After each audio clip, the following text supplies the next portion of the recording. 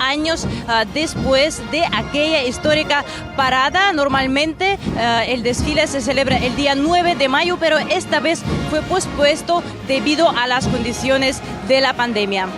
Este acto conmemorativo fue presenciado desde las tribunas por los veteranos de la guerra. Precisamente de sus hazañas habló el presidente ruso Vladimir Putin.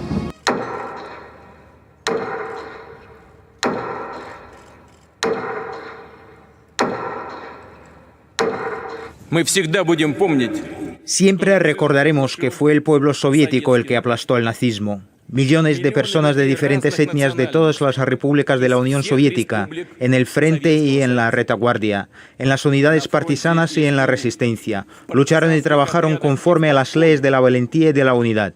Tras haber defendido sus tierras, continuaron luchando. Liberaron los estados europeos de los invasores, pusieron fin a la terrible tragedia del Holocausto, salvaron al pueblo de Alemania del nazismo y de su mortífera ideología. Y es imposible ni siquiera imaginar qué habría pasado con el mundo si el Ejército Rojo no lo hubiera defendido. Millones de espectadores que siguieron la transmisión del desfile por todo el mundo pudieron ver las armas originales con que los soviéticos lucharon contra los fascistas. Por ejemplo, los famosos fusiles Mosin que llevaban los soldados vestidos con uniformes de aquella época.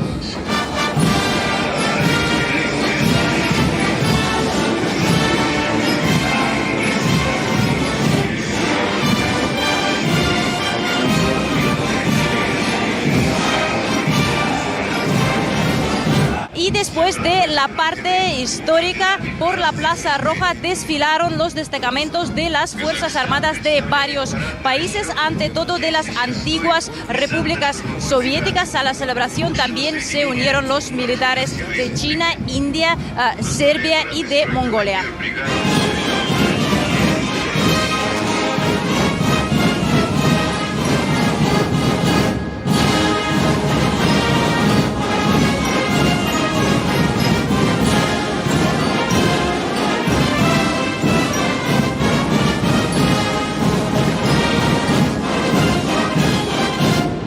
Tradicionalmente la atención de todo el mundo la acaparan las unidades femeninas, se destacan mucho, como podemos ver en estos momentos, aunque para todos los militares que participan en este desfile es un día muy especial para el que se han estado preparando durante mucho tiempo y sin duda alguna lo recordarán durante toda su vida.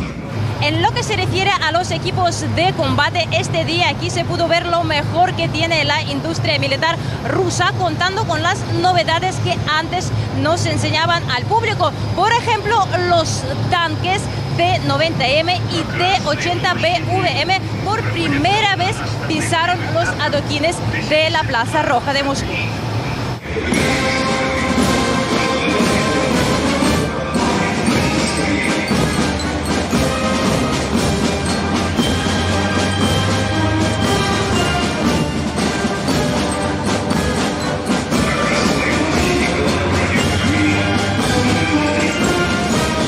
La parte más entretenida del desfile, las aeronaves más potentes del país sobrevuelan la capital de Rusia con gracia y elegancia impresionantes. Entre ellas está el helicóptero de transporte más grande del mundo, Mi-26, y también los bombarderos Tu-95MS. Y como de costumbre, para finalizar el desfile, el cielo de Moscú lo pintaron de colores de la bandera nacional rusa, 6 casas Su-25.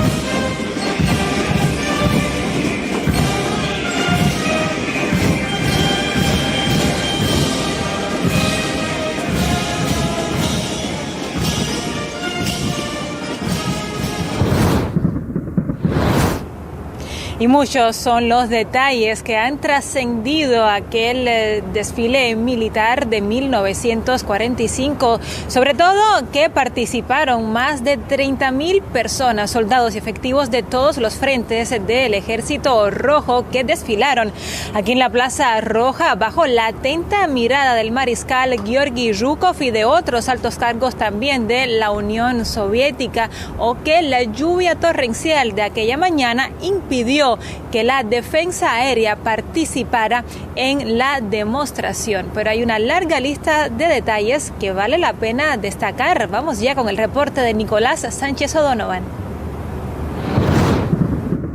Corría el 24 de junio de 1945 y el centro de Moscú se vestía de gala para celebrar el histórico primer desfile de la victoria. Por la Plaza Roja desfilaron ese día nada más y nada menos que 31.116 soldados. Participaron 2.536 oficiales, 249 generales y 24 mariscales. Todos ellos estaban dispuestos en una perfecta formación que correspondía exactamente a la ubicación de los frentes de combate de la Gran Guerra Patria, de norte a sur, desde el Océano Ártico al Mar Negro. El monumental evento dio comienzo a las 10 en punto de aquella lluviosa mañana y duró poco más de 2 horas, concretamente 122 minutos. En principio, estaba previsto el vuelo de las unidades de aviación soviética sobre la Plaza Roja, pero en el último momento se decidió suspender esta parte debido al mal tiempo. Pero en el desfile no solo se vieron banderas soviéticas, ya que fueron portados, o más bien arrastrados, un total de 200 banderas y estandartes de ejércitos nazis. Estas banderas fueron arrojadas a los pies de la tumba de Lenin entre vítores y aplausos de los asistentes. Como decimos, la mañana fue lluviosa, pero en aquella tarde del 24 de junio salió el sol y los ciudadanos de Moscú y de otras ciudades soviéticas celebraron en las calles que se había ganado la guerra y que por fin podían vivir en paz. Después de este primer desfile, solo se repitió el evento en 1965, 1985 y 1990, pero tras la celebración del desfile de 1995, se tomó la decisión de que no solo se iba a hacer durante los aniversarios, sino cada año. Así que ahora los ciudadanos tienen la suerte de revivir ese día cada primavera. Y el plato fuerte de esta jornada ha sido el desfile militar en la Plaza Roja, como corresponde, y que finalizó hace ya algunas horas. Pero este día de hoy de festejo y de celebración ha tenido varias actividades en el programa, y quien ha estado bien atento a cada una de ellas ha sido Mauricio Ampuero, y nos vamos ya en directo con él. Hola, ¿qué tal, Mauricio? Estás tú también situado en un punto privilegiado del centro de la capital rusa. Has estado muy atento a todo lo que se ha realizado en esta jornada. Cuéntanos. Fecha histórica que trasciende fronteras y por eso numerosos países han llegado, representados a través de sus altos mandatarios, hasta la Plaza Roja. Mayoritariamente ex repúblicas soviéticas, pero también han llegado desde otras partes del mundo. También ha habido aquellos altos mandatarios que no han podido llegar hasta Moscú, puntualmente por la situación epidemiológica. Han llegado delegaciones diplomáticas, ministros de Exteriores, por ejemplo, el caso de Venezuela, que ha sido representado a través de su canciller. Jorge Arreaza destacaba que ha sido un honor para él poder estar en esta fecha histórica en la Plaza Roja. Todos ellos acompañaban al presidente ruso Vladimir Putin junto a otras altas autoridades, pocos metros desplazándose hasta la tumba del soldado desconocido. Allí depositaban la tradicional ofrenda floral, un lugar emblemático que recuerda esta hazaña histórica y que también homenajea a cada una de las ciudades héroes de aquel lugar, de aquel momento. De hecho, en numerosas otras ciudades, puntualmente además de Moscú, en 27, se desarrollaron numerosos eventos que dejaron importantes imágenes para recordar.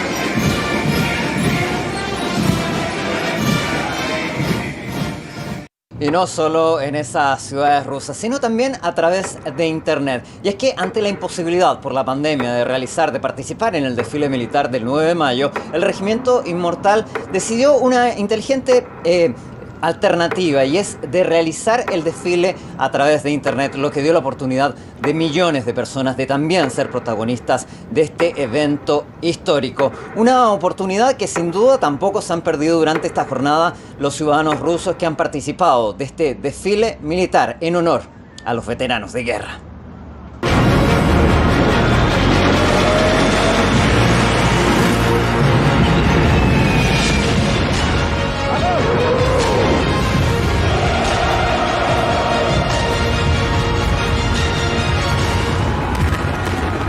La Gran Guerra Patria, que se conmemora este miércoles, se enmarca desde el ataque a la Unión Soviética hasta la liberación de la Alemania nazi. Fue una guerra que se dividió en varias batallas durante largos 4 años. La que es conocida como la guerra más terrible de la humanidad quedó en nuestras memorias, a más y más aún de quienes formaron parte de los enfrentamientos. Una de esas batallas justamente es la de Stalingrado, una ciudad que resultó completamente destruida.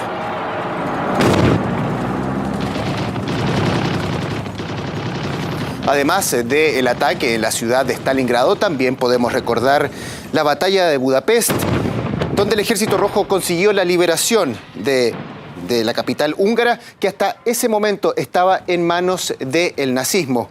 Y sin duda, los testigos más importantes, los más vulnerables, son los niños.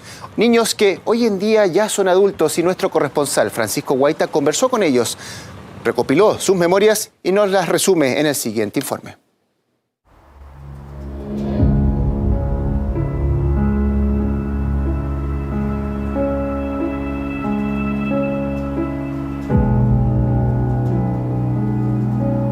En esta casa del centro de Madrid los recuerdos no son un asunto del pasado. Aquí los cuadros son memoria viva. Las condecoraciones son símbolos para no olvidar lo sufrido. Manuel padeció los ataques de los nazis en la Unión Soviética. En la casa de las afueras de Moscú, donde vivía, dieron el aviso para evacuar el lugar, pero Manuel no se enteró. Cayó una bomba allí, muy cerca. Me desperté y vi que no había nadie. Me metí debajo de la cama y estuve ahí metido hasta que vinieron todos los demás por la mañana. No salí de debajo de la cama.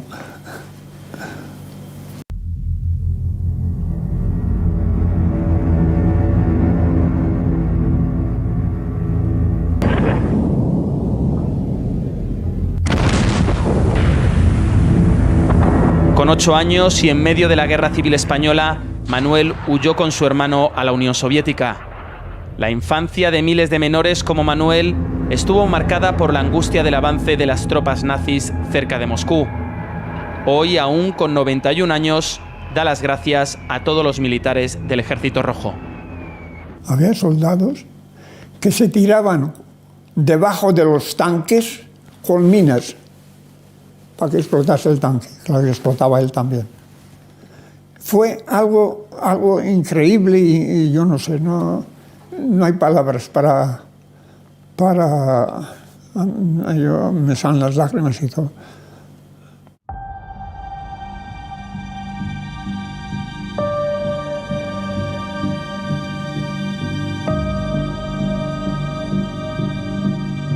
Los llamados niños de la guerra llegaron a la Unión Soviética esquivando el conflicto fratricida en España.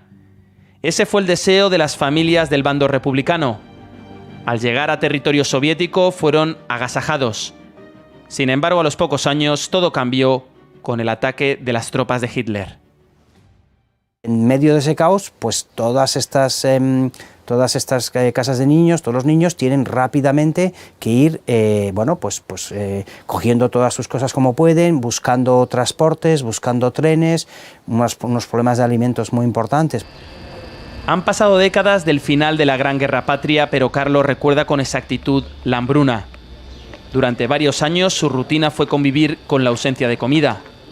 Este niño de la guerra cuenta cómo se alimentaban con todo lo que se encontraban en las calles. Pájaros, gatos, perros, después incluso erizos, todo valía para cogerlos y hacer algo de comerlos, eso.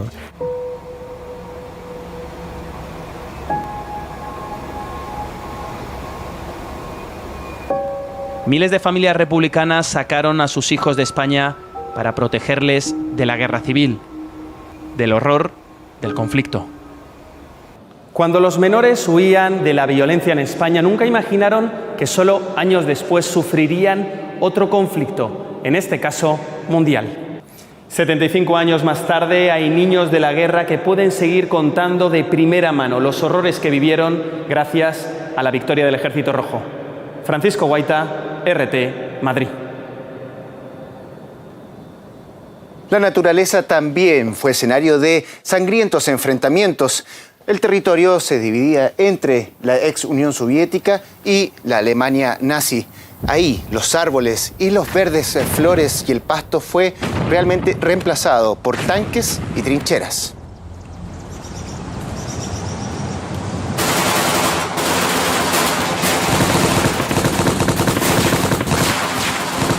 Uno de los choques armados más grandes fueron la batalla de Kursk o la batalla de Dnieper, donde ambos bandos dejaron la vida literalmente, dejando un triste registro de cientos de miles de muertos. Pero el impacto de la guerra no solo se tradujo en el desastre de la naturaleza. Muchos recuerdos de esa oscura etapa de la humanidad quedó grabada en la memoria no solo de los soldados, sino que también de toda la humanidad. Unos recuerdos que aparecen incluso al otro lado del Atlántico, donde a pesar de la pandemia, aún así se dieron el tiempo para conmemorar a todas las personas que dejaron la vida en la liberación contra el nazismo. Nuestra compañera Pamela Quebec nos informa más desde la región. Uno de los capítulos más sangrientos, dolorosos y oscuros que todos cargamos en nuestros hombros solo por pertenecer a la raza humana es la Segunda Guerra Mundial. Tal vez en México y América Latina podríamos creernos distantes de esta página negra de la historia, pero la realidad es que a pesar de que en 1939 la mayoría de los gobiernos latinos se adscribieron a la Declaración de Panamá invocando a la neutralidad, hubo un hecho que ocurrió el 7 de diciembre de 1941 y que nos sumergió por completo: el ataque del Pearl Harbor. La pequeña pero muy aguerrida isla de Cuba, que entonces era dirigida por Fulgencio Batista, decidió enemistarse con Japón y días más tarde le declaró la guerra a los otros dos países del eje, es decir, Alemania e Italia. Fue así como este pedacito de tierra se convirtió en uno de los territorios más codiciados hasta estos días, pues gracias a su ubicación geográfica, los países aliados utilizaron sus bases navales y aéreas para planeaciones estratégicas. Es imposible no recordar los 5 buques cubanos que fueron hundidos por los nazis y el logro caribeño de abatir a un submarino alemán. México, el país amigo por excelencia, se vio obligado a declarar la guerra luego de que un par de proyectiles alemanes derribaran primero el buque petrolero Potrero del Llano y 7 días después al barco petrolero nacional Faja de Oro, que cobró la vida de más de 20 personas. Ante esto, Manuel Ávila Camacho, entonces presidente de la República, conformó al honorable Escuadrón 201 para cooperar en el triunfo común contra la dictadura nazi. Cerca de 300 hombres, entre ellos pilotos y mecánicos de la Fuerza Aérea y civiles, se aliaron a Estados Unidos y se sumaron a misiones de apoyo a bordo de aviones Thunderbolt P-47. En total, los Águilas Aztecas, como se les conoció a estos jóvenes combatientes, estuvieron en 96 misiones de ofensiva, entre ellos el bombardeo a Luzón y Formosa, hoy conocida como Taiwán, y es la Segunda Guerra Mundial la única vez que México ha participado en un conflicto bélico lejos de su territorio. El país de la Zamba fue quien tuvo la mayor participación en la Segunda Guerra Mundial. Más de 25,000 soldados conformaron la Fuerza Expedicionaria Brasileña. Se les puede identificar por un escudo de una víbora fumando una pipa, porque, según ellos, hubiera sido más fácil encontrar esta imagen difícil de imaginar que a Brasil luchando en Europa. Ante esta ironía del destino, los praziñas, como se les conoció cariñosamente, dejaron sus cálidas aguas atlánticas para enfrentarse no solo al enemigo, sino también a uno de los inviernos más crudos de los Apeninos italianos. Una historia racial se cuenta en torno a su llegada con los aliados estadounidenses, pues fueron integrados a la 5ª Tropa de los Estados Unidos, es decir, al Ejército Negro. un batallón creado para la segregación. La mayor victoria de los praziñas fue en 1945 en el Monte Castelo o Monte Maldito, donde lograron vencer la llamada línea gótica de las tropas alemanas. Más de 450 hombres murieron en la línea de fuego como auténticos héroes. Venezuela, por su parte, se convirtió en el principal proveedor de petróleo de los Estados Unidos y, al igual que Cuba, sus bases militares fueron ocupadas temporalmente con la aprobación de Isaías Medina Angarita por el ejército y la Armada del país del norte para desde allí pelear contra el enemigo. La única manera de rendir un verdadero honor por todas las vidas perdidas, las familias destruidas, las historias rotas, es que como raza humana creamos en la posibilidad de la paz no como un deseo unánime e inalcanzable, sino como un objetivo lógico y común. Finalmente, las tropas soviéticas lograron llegar a Alemania. El 16 de abril de 1945, las tropas soviéticas comenzaban a escribir el último capítulo de esta gran guerra patria. El intercambio de fuerzas era intenso y las tropas de Hitler dejaban su vida en el territorio a pesar de que el futuro de la Alemania nazi ya estaba decidido con anticipación en la conferencia de Yalta.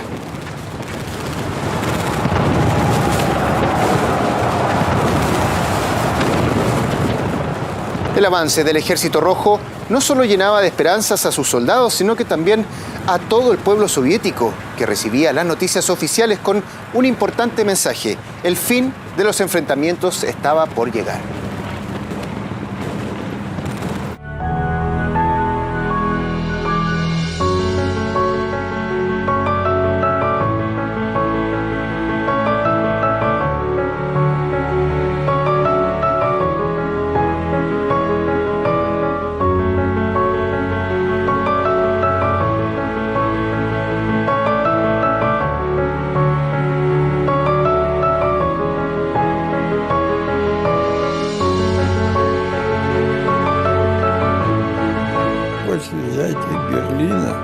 Después de la conquista de Berlín nos desplazamos a Praga, tomamos Praga y en ese momento terminó la guerra. El 2 de mayo, Berlín, y el 9, Praga. Hace falta mencionar el estado de ánimo de los habitantes de Praga. Llevaban ramos de flores, nos los entregaban, nos regalaban frutas. Fue una alegría impactante. Allí fue donde yo acabé la guerra.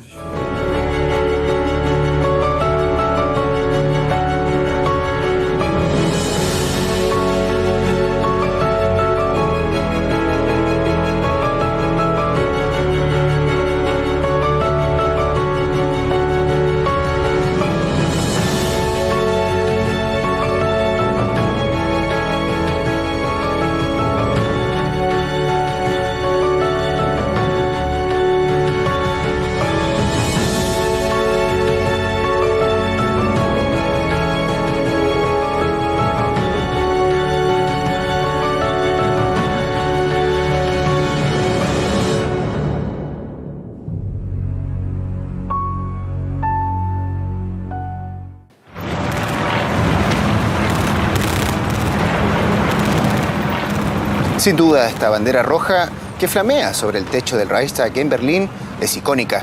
Esta imagen marcó el fin de la Gran Guerra Patria y para muchos pueblos es el símbolo de una victoria que ya todos conocemos y que esta jornada se celebra en la Plaza Roja de Moscú, en el centro de la Federación Rusa.